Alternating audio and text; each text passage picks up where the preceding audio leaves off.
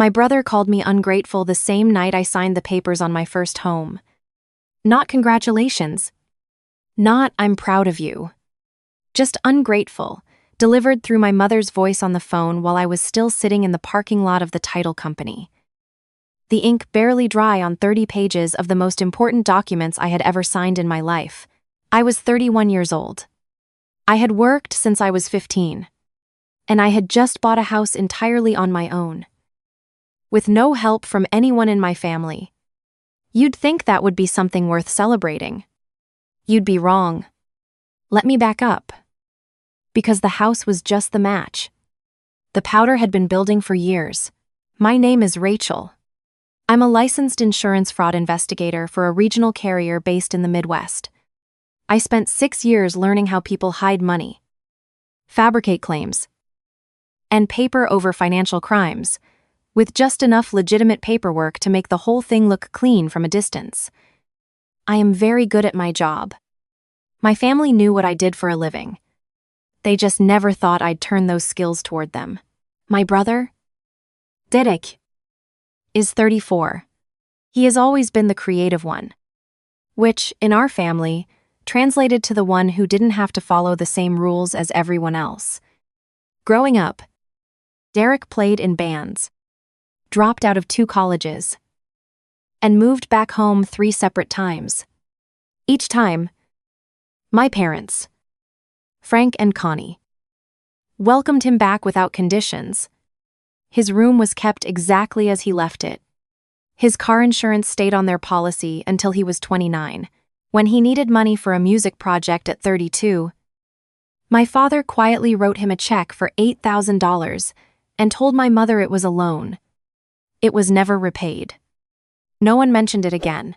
I, on the other hand, paid my own tuition, my own rent starting at 22, and asked my parents for nothing because I knew, without anyone ever saying it out loud, that asking would cost me something I couldn't name but could always feel. There was a balance sheet in my family. Invisible, but precise. And every dollar that went to Derek was a dollar that confirmed what the family narrative already held as true. He needed it more. I didn't need anything. I was the durable one. So when I called my mother the evening of my closing to share the news, my voice still shaky with the good kind of disbelief. The kind you feel when something you work toward for years suddenly becomes real. I was not prepared for what came next. I said, "Mom, I did it. I closed today. I have a house." There was a pause. The kind that means someone is choosing words. "Derek knows," she said. "Okay," I said slowly. "How does Derek feel about that? How do you think he feels?" Rachel. Her voice had that particular flatness she gets when she's decided something is my fault and is waiting for me to figure out why. He's been trying to get stable for years. You know he and Kayla are still in that apartment. You know they want to start a family. And you go and do this without even talking to us first. I sat in the parking lot for a long time after that call ended. It was October. The windows were starting to fog. I remember staring at the folder of closing documents on my passenger seat and trying to locate somewhere in my chest the feeling I had expected to have, the pride, the relief.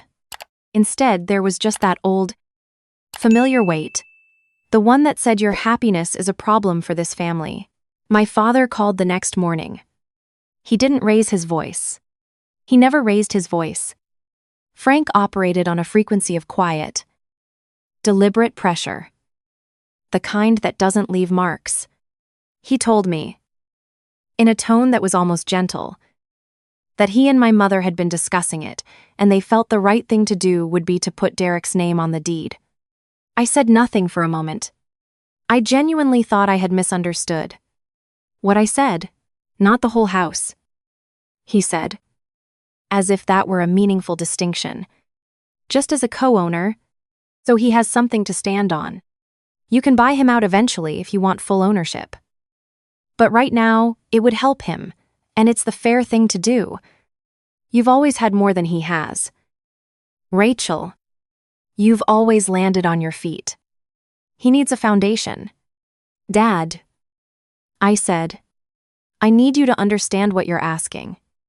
You're asking me to give partial ownership of a property I bought with my own money. That Derek contributed nothing to a 34-year-old man who has never paid rent consistently in his life. I'm asking you to be a sister, he said. I told him no. Clearly. Without hesitation. Without apology. I told him the answer was no, and it would remain no. And I went to work. For 2 weeks. My phone was quiet in the way that felt strategic. No calls. New texts. Not even a forwarded meme from my mother, which she usually sent daily. The silence had the shape of a decision being made. I knew that silence. I had grown up inside it. Then I got the letter. It was a Friday afternoon. I had just come in from a site visit. Still in my work clothes. And I found a certified envelope in my mailbox from a law office I didn't recognize. I opened it standing at the kitchen counter. And I read it twice, because the first time I honestly thought I was misreading something. My parents, through counsel, were asserting a claim of unjust enrichment and constructive trust. The letter alleged that Frank and Connie had provided substantial financial and emotional support throughout my upbringing, establishing an implied agreement that I would contribute to the welfare of the family unit specifically, to the security of my brother Derek. My purchase of the property, they argued, represented a unilateral breach of that familial understanding. They were demanding that I add Derek to the deed within 30 days, or face litigation, seeking forced sale of the property with equitable division of proceeds. I put the letter down on the counter. I looked at the wall. I thought about the night I was 19 and worked a double shift at a hotel front desk to cover my first semester's last tuition installment, because the payment portal was going to close at midnight. I thought about my studio apartment at 23, with a window that didn't lock and a radiator that made a sound like someone dropping silverware down a staircase. I thought about every loan payment I made. Every December I spent alone because I couldn't afford the flight home and didn't want to ask. And then I thought about my job. I thought about what I did. Specifically, for a living. And I started to remember something I had set aside years ago. A loose thread I had never pulled because pulling it meant accepting something I didn't want to be true about my father. Here is what I knew. 4 years earlier, my parents' house had been badly damaged in a storm. Not catastrophically, but enough a section of the roof. Some structural damage to the garage. Flooding in the finished basement. My father had handled the entire claim himself. He was meticulous about it. He documented everything. Submitted the paperwork. Dealt with the adjusters. The payout from the homeowner's policy had been substantial. I remembered because he mentioned it at Thanksgiving that year. Mentioning that they'd come out ahead because he'd been so thorough with the documentation. I was a fraud investigator. I knew what coming out ahead sometimes looked like from the inside of an insurance file. I had never looked at that claim. It wasn't my carrier. It wasn't my case. And he was my father. I had filed it away as something I didn't want to know. But now he had sent me a letter from a lawyer. I called my attorney first. Her name was Ms. Gallagher. And she had been recommended to me by a colleague as someone who was exceptional at making frivolous suits disappear. When I walked her through the situation, her response was measured but direct. They can't win this, she said. But they can make it expensive and ugly. They are counting on you not having the resources or the stomach to fight a prolonged battle. We need something that resets the power dynamic entirely. Something that makes continuing this lawsuit a catastrophic risk for them. Not just for you. I might have something, I said. I need a few weeks. The claim had been filed with a carrier I had professional contacts at. I couldn't access confidential records. That's not how it works, but I didn't need to. What I needed was publicly available property records, a copy of the original damage estimate, and a few conversations with people in the right roles. Investigative work is less about secret access and more about knowing exactly which questions to ask and being patient enough to wait for the answers to surface. I worked my normal hours and spent my evenings rebuilding a timeline. I pulled the county property records, which are public. I cross-referenced them with contractor permit filings, also public. My father had filed permits for 3 significant renovation projects in the 14 months following the storm, claim a complete basement remodel with a home theater system, a 2-car garage expansion, and a master bathroom renovation. I found the contractors through the permits and looked up their standard rates. I ran rough estimates.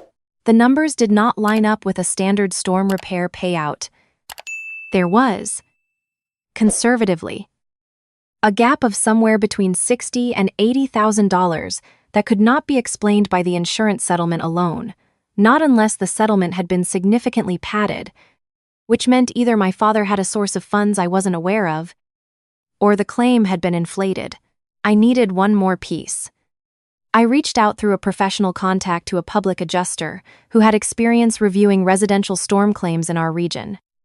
I didn't share names or specifics. I described the pattern: a mid-sized storm claim followed by a payout that appeared to support renovations well beyond the documented damage, and asked what that profile typically indicated in his experience. He said, without hesitation, that it was a textbook indicator of a supplemented claim. Documentation submitted to reflect damage that was either exaggerated or partially pre-existing.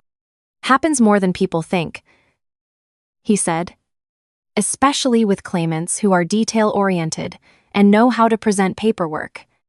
My father was the most detail-oriented person I had ever known.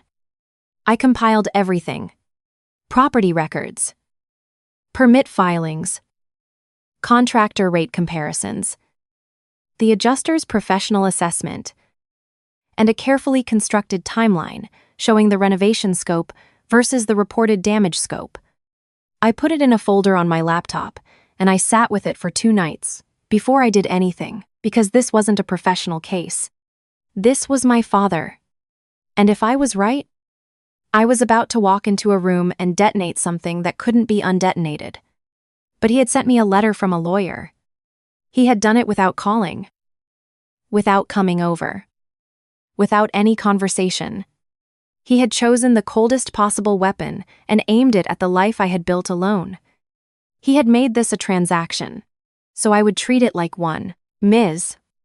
Gallagher sent a formal response to my parents' attorney that rejected every claim in the demand letter, characterized the suit as an act of bad faith, and stated that any litigation would be defended vigorously and countered with claims for all associated fees and damages. I knew my father would read that letter and see a bluff.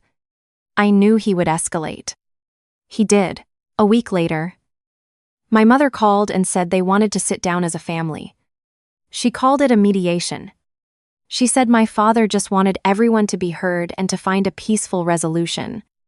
Her voice had that particular softness she uses when she is delivering my father's strategy in her own packaging. I told her I would be there. Ms.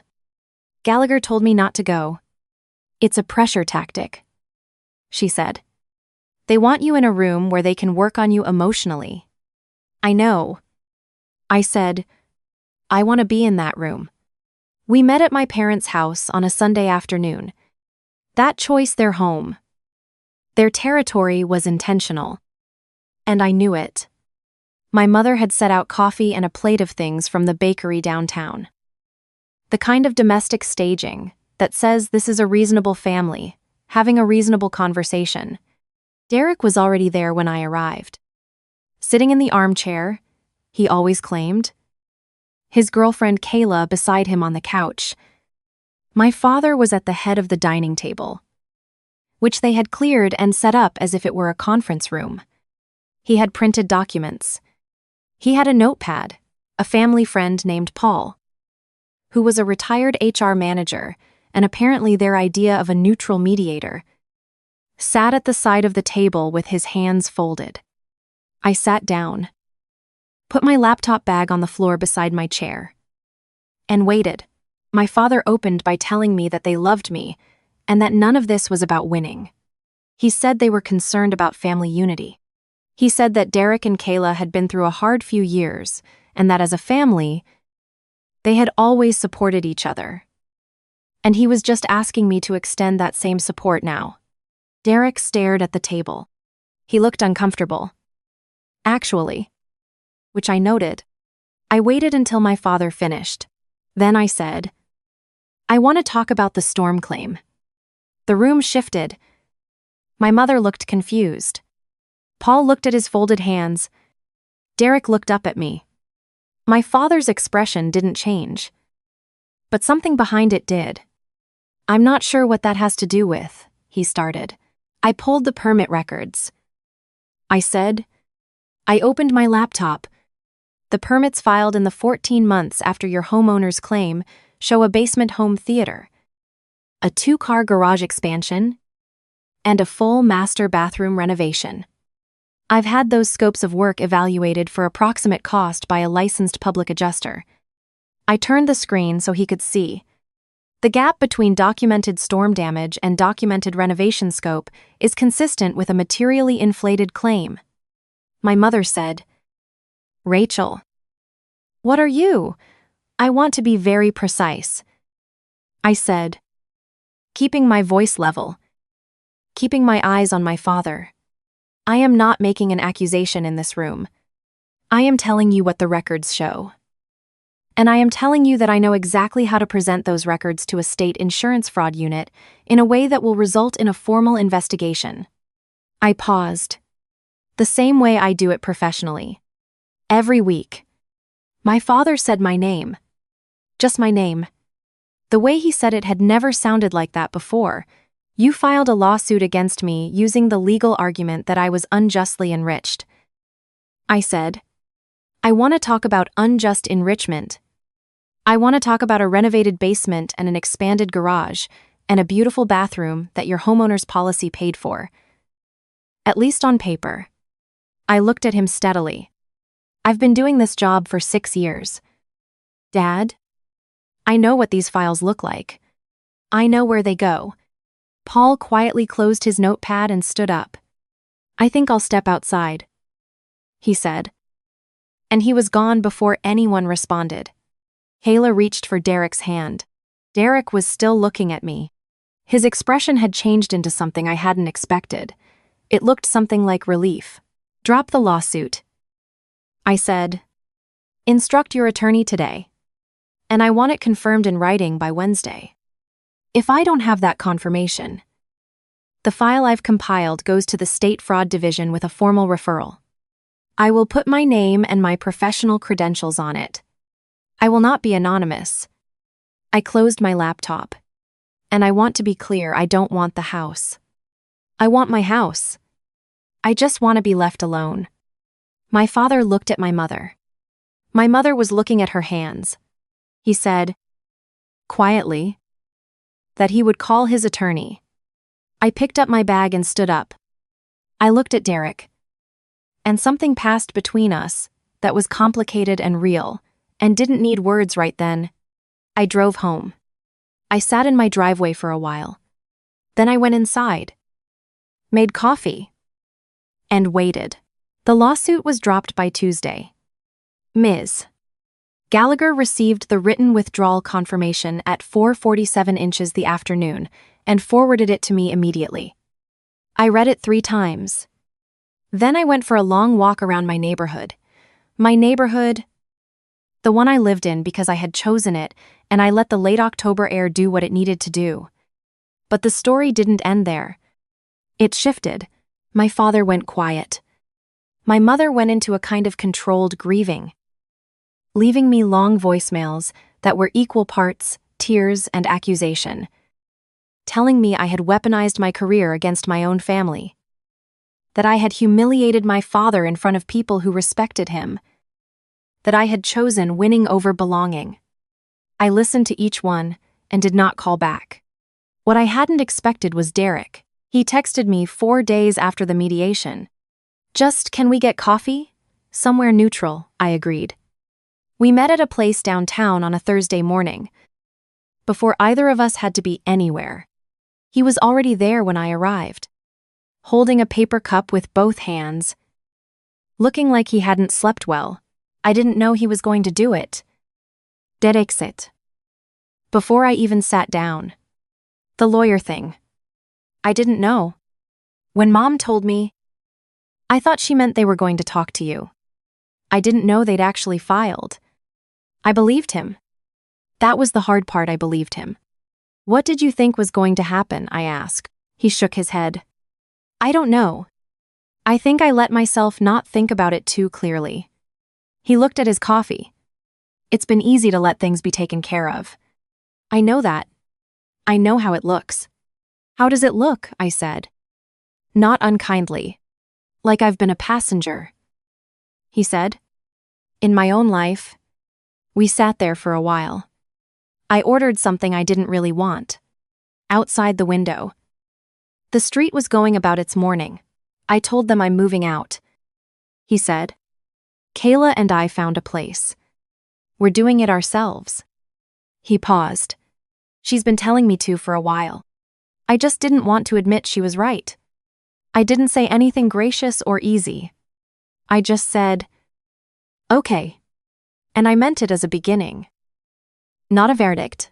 What happened after that moved faster than I expected. My father, I learned through family channels some weeks later, had been quietly dealing with a correspondence from his insurance carrier's Special Investigations Unit. I don't know who initiated it or how. I made no referral. I sometimes think the act of having assembled the file was enough, that the universe operates on a kind of forensic logic, where the act of being seen clearly by one person begins a process of being seen more widely. Or maybe my father knew, the moment I opened that laptop, that the ground had shifted permanently, and something inside him finally accounted for it. What I do know is this: he called me in late November. I almost didn't answer. When I did, the call was short. He said he had made some decisions about his finances that he regretted, and that he was taking steps to correct them. He said the lawsuit had been wrong. He said he was sorry. He didn't say it easily. It came out in pieces, with long pauses between them, like a man reading from a document he found painful. But it was real. I could tell the difference. I told him I hurt him. I told him I wasn't ready to move forward quickly, but that I wasn't closed. I told him that what I needed, more than an apology, that was for the version of our family, where my success was a problem, to simply be over. He said he understood. My mother and I are still finding our way back to each other. It's slow. There are phone calls that go well, and ones that don't.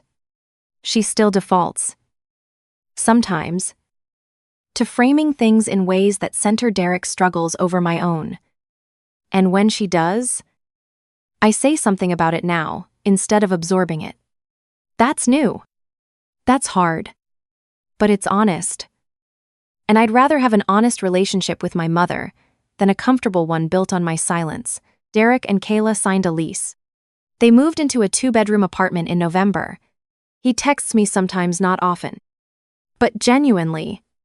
Last month, he sent me a photo of a shelf he built himself for their living room. It was crooked, but it was standing. I told him it looked great. I meant it. I spent the first real weekend in my house, the way I had always imagined it, alone. Quiet. Unhurried. I put shelves up in the office. I chose paint for the kitchen from actual paint samples held against the actual wall in my actual house. I made a pot of soup from scratch and ate it standing at the counter because I could. Because there was no one waiting for me to explain why I deserved to be comfortable. I have thought, in the months since, about what my father was really afraid of. Not me. Exactly. Not my success. Exactly. I think he was afraid of the mirror. Derek's stalled life reflected something back at my father that he couldn't fix by helping Derek more, but he kept trying. Because the alternative was accepting that his way of loving his son had done damage. My independence. My self-sufficiency. The fact that I needed nothing from him, it didn't just highlight Derek's struggles. It raised questions about how those struggles were created. He tried to level the playing field by pulling me down. What he didn't understand is that I had spent my entire adult life learning to see exactly that kind of move coming. I'm not angry anymore. I was. For a while. With the clean and clarifying force of someone who has been patient for too long. But anger is a resource. And I spent mine where it mattered, in a parking lot, reading a certified letter. At a kitchen table, building a spreadsheet. In a conference room, opening a laptop. Now I mostly feel settled. I feel like a person who lives in a house she chose. In a life she constructed. With a family that is imperfect and in progress, and no longer capable of making her doubt whether she deserved any of it. That's enough. Some days, it's everything. If you're watching this and you recognize any part of that dynamic, if you know what it feels like to be the one who holds things together while everyone watches the one who doesn't. If you've ever had your own milestone turned into someone else's grievance, I want you to know something. Your competence is not an obligation. Your stability is not a resource for the people who didn't bother to build their own. The fact that you can handle things does not mean you are required to handle things that aren't yours to carry. And if you've made it this far, I really appreciate you being here. Let me know in the comments where you're watching from today. I'm always curious about that. Make sure you're subscribed. Because there's more coming. And you're not going to want to miss it.